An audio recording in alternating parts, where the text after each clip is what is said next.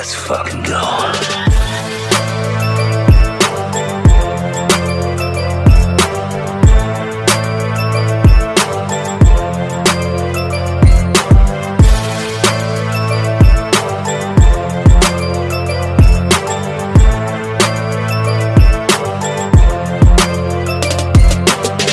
Hello everybody, welcome to the last Comic Gamer Movie Show video of 2024.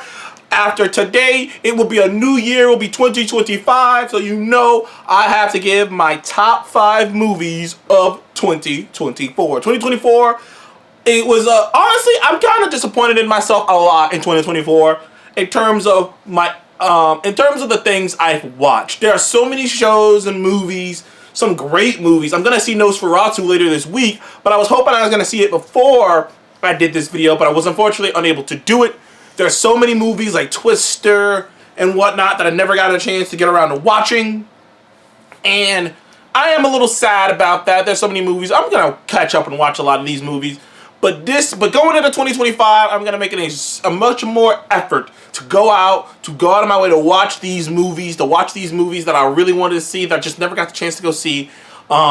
This has just been a different year for me in terms of taking in films, because usually I have people I'll be going to see the movies with, and this year I've been kind of more solo, and it's kind of made it so that, really when I go out to see a movie, I'm going out by myself, so I really gotta amp myself up. I really gotta be into this movie. I really have to be anticipating this movie I'm gonna go see, or I gotta force myself to do it. So I've been a little off on my movie intake lately, but this year, going into 2025, I think I'm gonna do much better at that. I'm gonna try to step up, at least going to see these films that I want to see. I'm not gonna force myself to watch shit I don't want to see. I don't regret not seeing Craven and shit like that, but I do regret not seeing certain other films. But this year, going into the next new year, 2025, I'm going to put more effort into that. But moving on to my top 5 movies. Now, honestly, these movies can go either way for me. These are my top 5 movies, but I'll just count it out off like this. Coming in at number 5 is Abigail. I know, Abigail was the shocker movie for me this year. I went into this movie with little expectations. I thought, and I still don't even want to spoil this movie. I went to this movie with I didn't know what to, I thought I knew what to expect. I thought this was going to be a movie about a little vampire, about a bunch of people kidnapping the wrong girl, being stuck in a house with her, and this little vampire girl going around and killing them. And it was that to a certain extent, but then there's this huge twist that happens that was so unexpected, so clever, so well written, and the movie took an entirely different turn to the point that by the time the movie ended, they low-key were setting up their own universe. They were low-key world building, and you didn't even know it. I don't think this movie's gonna get a sequel, because I don't know how well it did at the box office, but by the end of that movie, I thought to myself, I could see a sequel.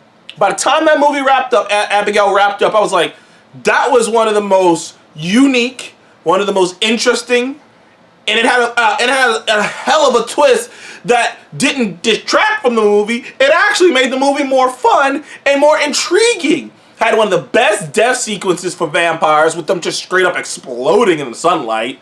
Some gnarly kills, some dislikable ass characters that you wanted to die, and they died in glorious ways. Twists and turns. Abigail was dope as hell. It was unexpectedly dope as hell, but that would be my number 5 movie. Coming in at number 4, another movie that I saw that I knew was going to be pretty good, but I didn't know how good it was going to be, is A Quiet Place Day One. I loved A Quiet Place Day One. The acting between Lupita Nyong'o and, is it Joseph Quinn? I think it's Joseph Quinn. Those two just were so electric. They killed it. The atmosphere, and also it was a different take, because we have seen The Quiet Place 1 and The Quiet Place 2. The Quiet Place 1 is a classic. It's one of the greatest horror movies of all time. It's one of the greatest modern horror movies of all time. To this day, it's one of the most unique theatrical experiences I've ever had in a movie theater. Now, Quiet Place 2 also captured this, but I ain't never been in a movie theater where people were actively trying to be quiet because of the actual movie and the intensity of the movie. Quiet Place 2 followed up nicely. Wasn't as great as the first one, but it was still a great movie. It was still a great follow-up. But this one, Quiet Place Day One. Now, Quiet Place 1 and 2 take place in relatively empty areas. But seeing Quiet Place Day One, seeing it happen in New York City, this city, and seeing the events of it go down, it reminded me so much of like a Cloverfield and things of that nature. And it was crazy seeing the day one and seeing the effect and seeing this bustling city at the beginning of the movie become dead. And seeing like, it ended up not adding too much to the bigger, I'd say franchise in terms of more knowledge. But the movie itself is so great. The two leads were so great in it. The imagery was great. The sound was great. It was creepy. It was scary. You didn't know how it was gonna end. You really didn't know how it was gonna go down. And by the time it wrapped up, I was like, yo, that was a hell of a movie, man. So Quiet Place Day One would be my fourth favorite movie of this year. Now we get into the difficult territory. Coming in at number 3, I got Dune Part 2. Dune Part 1. I bashed Dune Part 1. Very well known. It's probably one of my most viewed videos. It's got like 300 views. Where I went ham. I thought Dune 1 was boring as shit. I thought Dune 1 was dull.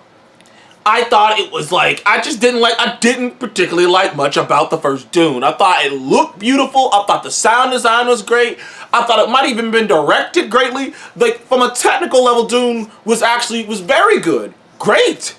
But it was just so boring. There was no dynamic to it. There was just no, I don't know, there was something missing. All this scope. It was like the scope of an ocean, or as my friend Seth would say, the vastness of an ocean, the depth of a pond. Like, that's what it felt like. It felt like an ocean. It felt like an ocean you could stick your finger in, and it was just so shallow. Everything problem I had with Dune 1 was the opposite in Dune 2. Dune 2 was what everyone kept telling me Dune 1 was. It was epic. It was gorgeous. It was great action. It was great imagery. It was great directing. It was great acting. Sure, it is a bit weird. I will tell you, there are some weird bits in Dune, in just the Dune franchise, that just are not gonna land always. But from an action standpoint, it had great villains. It had a great story arc. Everything about Dune Part 2 was top notch. It was the epic of this year, I believe, and one of my favorite movies of this year. But coming in at number 2, you knew it was coming. Deadpool and Wolverine. That movie was a love letter to so much. But first of all, it was an epic story.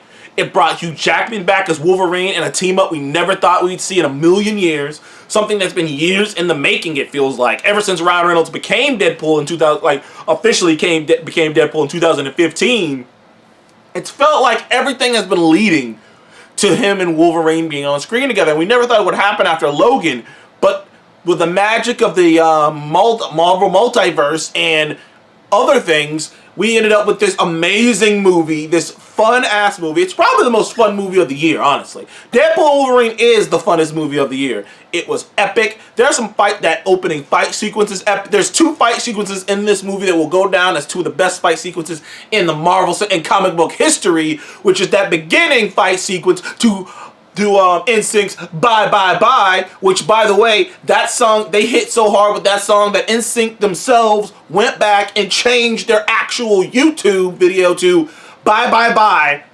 song in Deadpool. So that's how hard that opening hit, and that epic shot at the end of Wolverine putting the cowl on, being in the full outfit, it was glorious.